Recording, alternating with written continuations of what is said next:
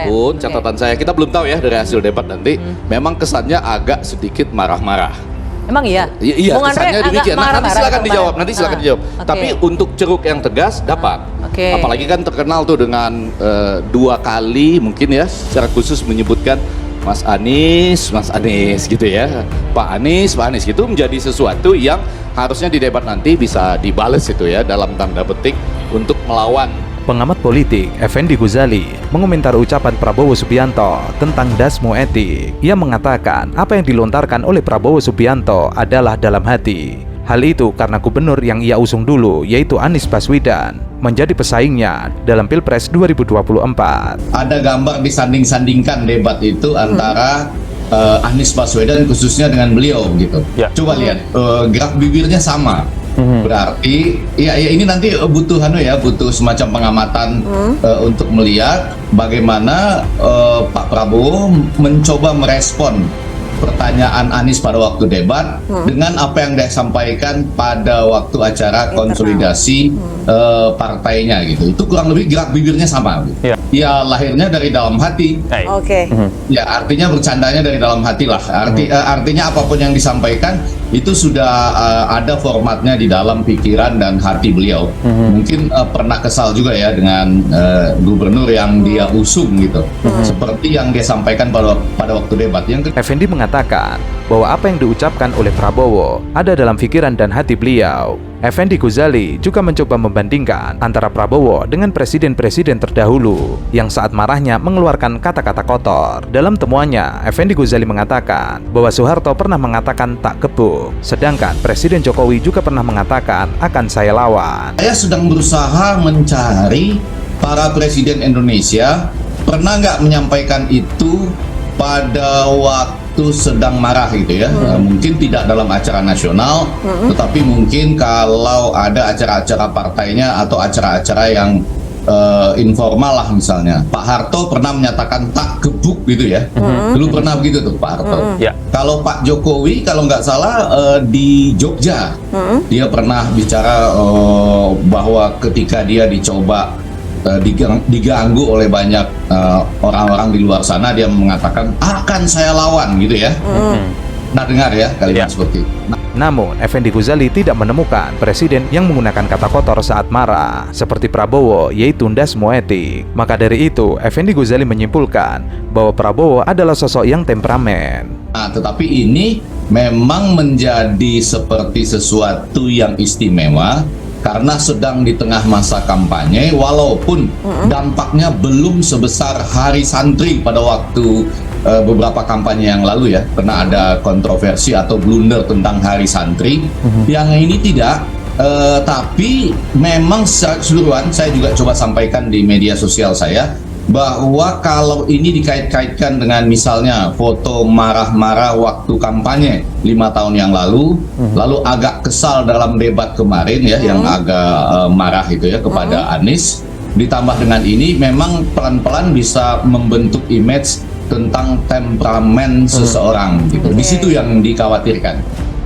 Sementara itu, pengamat politik Ray Rangkuti menyoroti para jubir Prabowo Subianto usai dasmu etik menjadi perbincangan publik.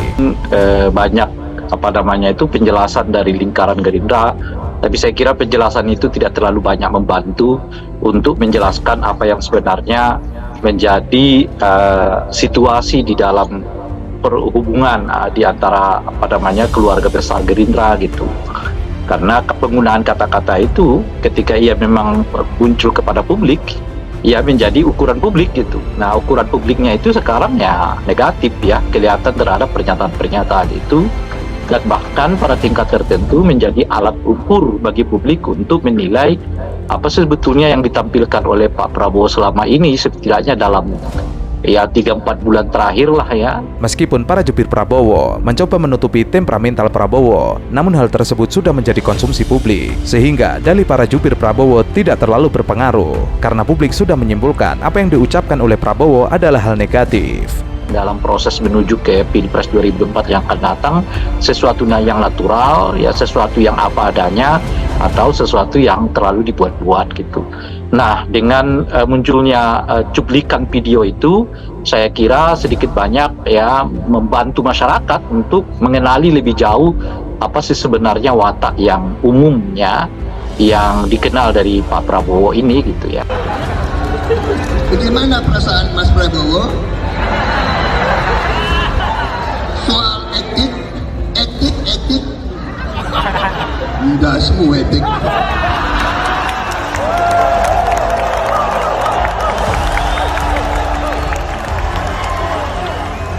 Calon Presiden nomor urut 2, Prabowo Subianto, kembali viral. Usai videonya ramai dibicarakan oleh netizen. Pasalnya, dalam video tersebut, Prabowo kembali menyindir Anies Baswedan. Mas Prabowo, etik.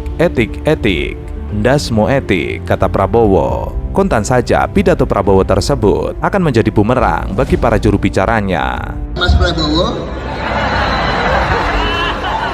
soal etik. Enggak semua etik.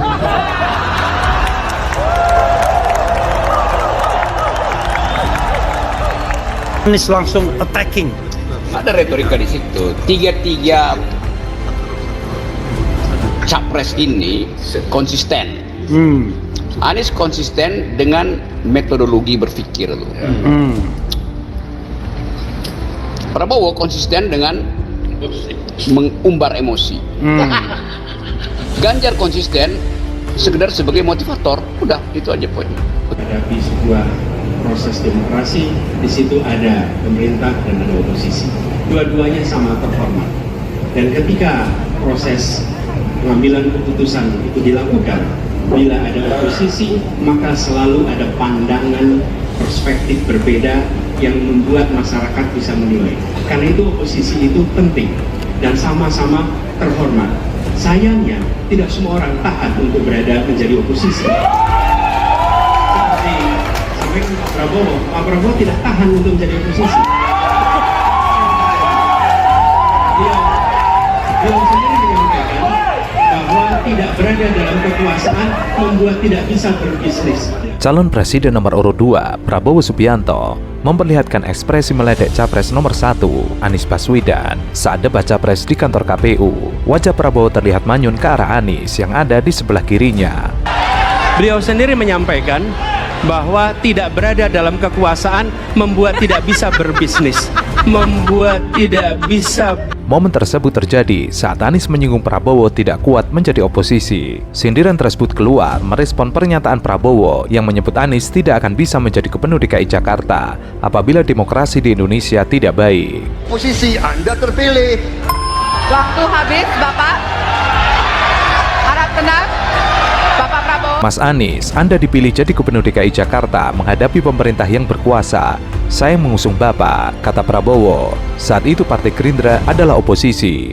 Prabowo lalu menegaskan bahwa jika Presiden Jokowi menjadi diktator, maka Anies tidak akan menjadi gubernur DKI Jakarta. Prabowo lalu mengungkapkan Anies datang ke rumahnya untuk menjadi cagup untuk Pilkada DKI Jakarta 2017. Beliau sendiri menyampaikan bahwa tidak berada dalam kekuasaan membuat tidak bisa berbisnis, membuat tidak bisa. Calon Presiden nomor urut 1 Anies Baswedan sempat diserang calon Presiden nomor urut 2 Prabowo Subianto dalam salah satu sesi debat perdana Capres-Capres di kantor KPU. Bermula saat Anies membeberkan pandangannya terkait partai politik sebagai pilar demokrasi. Demokrasi minimal ada minimal tiga nih. Satu adalah adanya kebebasan berbicara. Yang kedua, adanya oposisi yang bebas untuk mengkritik pemerintah dan menjadi penyeimbang pemerintah.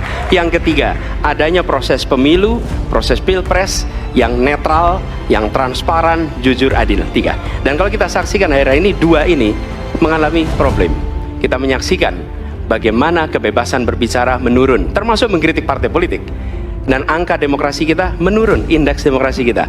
Bahkan pasal-pasal yang memberikan kewenangan untuk digunakan secara karet kepada pengkritik, misalnya Undang-Undang ITE atau pasal 14, 15 Undang-Undang nomor 1 tahun 1946 Itu semua membuat kebebasan berbicara menjadi terganggu. Menurutnya, rakyat dibuat tidak percaya dengan demokrasi, kebebasan berbicara, dan adanya oposisi. Indeks demokrasi Indonesia sangat menurun, bahkan pasal-pasal karet digunakan pada pengkritik. Kedua, oposisi minim. Bisakah pemilu diselenggarakan dengan netralitas? Persoalan demokrasi lebih luas dari parpol, perlu peran negara, masalah mendasar, parpol membutuhkan biaya, dan biaya tidak diperhatikan oleh negara. Sudah saatnya pembiayaan politik dihitung dengan benar, transparansi. Partai politik baru mengembalikan kepercayaan, tapi di sini ada peran negara. Menurut saya salah satu masalah yang mendasar, partai politik ini memerlukan biaya, dan biaya politik selama ini tidak pernah diperhatikan di dalam proses politik. Untuk kampanye, untuk operasional partai, semua ada biayanya. Sudah saatnya pembiayaan politik itu dihitung dengan benar, ada transparansi, sehingga rakyat pun melihat ini institusi yang bisa dipertanggungjawabkan. Jadi salah satu reformnya adalah reform pembiayaan politik oleh partai politik. Salah satu reformnya adalah pembiayaan politik bagi partainya. Selanjutnya, jawaban Anies ini mendapatkan sangan keras dari Capres nomor 2 Prabowo Subianto. Prabowo Subianto menyebut Anies berlebihan, sebab kalau indeks demokrasi menurun tidak mungkin Capres dari Koalisi Perubahan itu menjadi Gubernur DKI Jakarta. Saya berpendapat Mas Anies ini agak berlebihan. Mas Anies mengeluh tentang demokrasi ini dan itu dan ini. Mas Anies dipilih jadi Gubernur DKI menghadapi pemerintah yang berkuasa. Saya yang mengusung Bapak.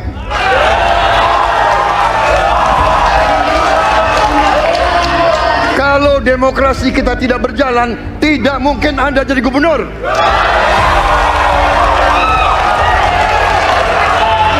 Kalau Jokowi diktator, Anda tidak mungkin jadi gubernur. Saya waktu itu oposisi, Mas Anies.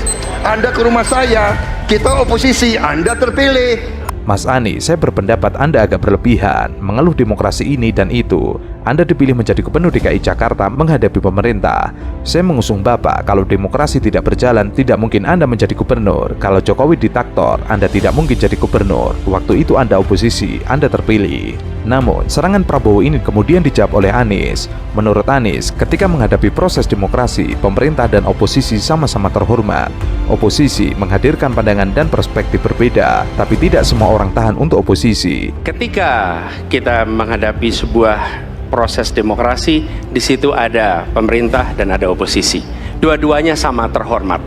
Dan ketika proses pengambilan keputusan itu dilakukan, bila ada oposisi, maka selalu ada pandangan perspektif berbeda yang membuat masyarakat bisa menilai. Karena itu oposisi itu penting dan sama-sama terhormat. Sayangnya tidak semua orang tahan untuk berada menjadi oposisi. Oke? Seperti sampaikan Pak Prabowo tidak tahan untuk menjadi oposisi. Apa yang terjadi? Beliau sendiri menyampaikan bahwa tidak berada dalam kekuasaan membuat tidak bisa berbisnis, tidak bisa berusaha. Karena itu harus berada dalam kekuasaan. Kekuasaan lebih dari soal bisnis, kekuasaan lebih dari soal uang, kekuasaan soal kehormatan untuk menjalankan kedaulatan rakyat.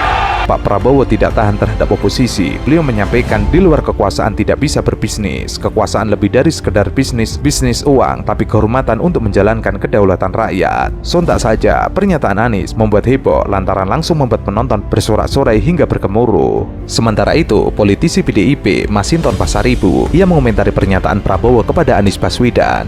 Ia menganggap bahwa Prabowo merasa masih superior terhadap Anies Baswedan. Merasa superioritas terhadap Pak Anies sebagai gubernur pada saat itu, maka manggilnya Nis kan gitu ya.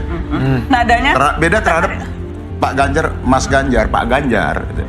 Dan kemudian kan kita bukan anak kecil, bukan anak kecil. Dari mulai gesture, dari mulai nada suara dan sebagainya beda banget sama Mas Ganjar ke Mas Ganjar. Terus dibawa joget tadi itu kan jadi udah berapa kali joget Pak Jokowi? Dua atau tiga kali. Itu jawaban agar tensi ini nggak naik. Tapi kan memang kalau saya lihat gini nih bro, apa yang disampaikan tadi ya menurut saya tuh ya lebih pada ini ya tuh ke Pak Anies ya. Gua nih pernah atasan lu, kira-kira gitu. Gua pernah berjasa buat